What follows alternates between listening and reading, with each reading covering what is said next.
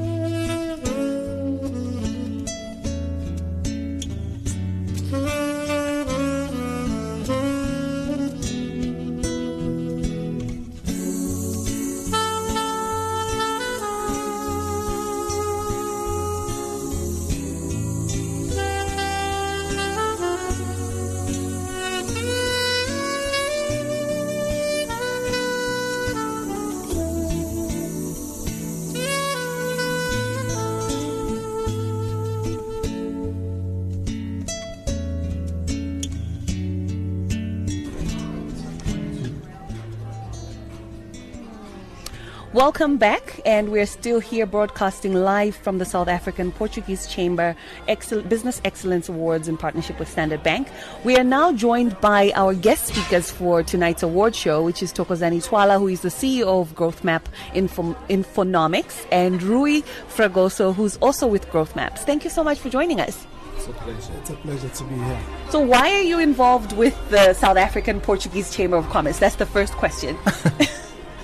It's an easy question. You know, we always say the South African Portuguese Chamber of Commerce is our friends because we do quite a lot of work with Portuguese companies, supporting them in terms of, you know, their expansion plans into South Africa. And as a company, we are also a member of the chamber. And yes, you know, we've had a good working relationship for the past 3 to 4 years with the chamber. Okay. Well, actually, I would correct 5. Yeah. Is it 5 years? 5 years. Yeah. 5 years? From the beginning, yes. Yeah. Because we've been always supporting them. So time flies. Time flies. No, time does really fly. I mean, over the 5 years that you've been supporting them and being a member of this chamber, what have been the benefits that you have seen in being involved with this chamber and as well with a broader network of Portuguese businesses? Well, on essence, the networks, the events that the chamber has, this chamber has initiatives that are very well organized. They every month have an event. Every month have a different theme.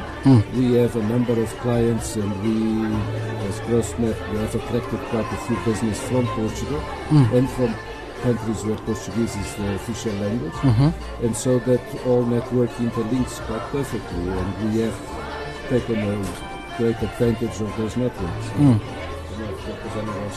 I think, you know, the other thing that we normally benefit from, yes, it's generating leads, you know, from some of these particular events.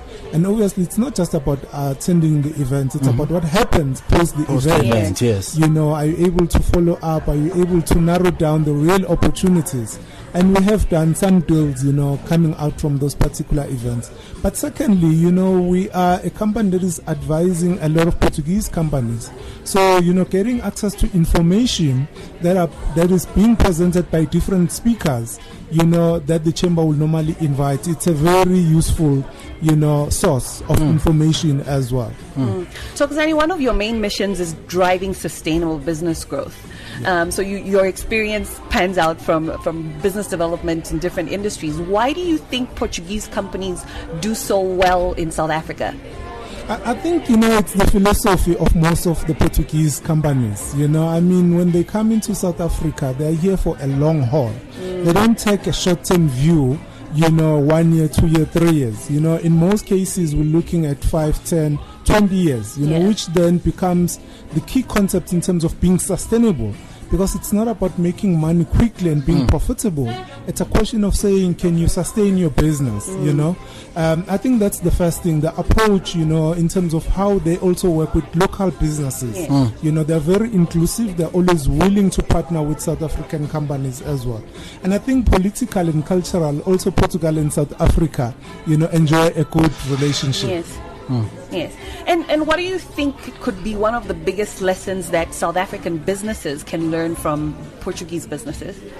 I'll go first and maybe Ru will come second as well. I think from a technology point of view, the Portuguese companies bring quite a lot of new technology to our country. I've visited Portugal a couple of times now. You know, I mean, the country is at another level. And I think for South Africa, we can benefit quite a lot, you know, from that kind of technology and then build local skills, you know, so that we can take our country and our economy to the next level. I don't know, maybe Ru wants to add as well. I think Portugal, people tend to look at Portugal as that strip of land, but Portugal is not only that. In Africa alone, there's 5 countries that official language is Portuguese. Yes. Globally, it's huge. And I think between the technologies, the expertise that they bring globally, out of their access to all of the continents, it just links perfectly with South Africa. So, and as Thokozani says, the mentality is prone to share, and they don't embrace and keep a secret. They want to share. They want to share knowledge from South Africa and there. So this combination really makes it successful. Speaking about access to the networks, as you've alluded, Thokozani, where you can get leads and expand the businesses.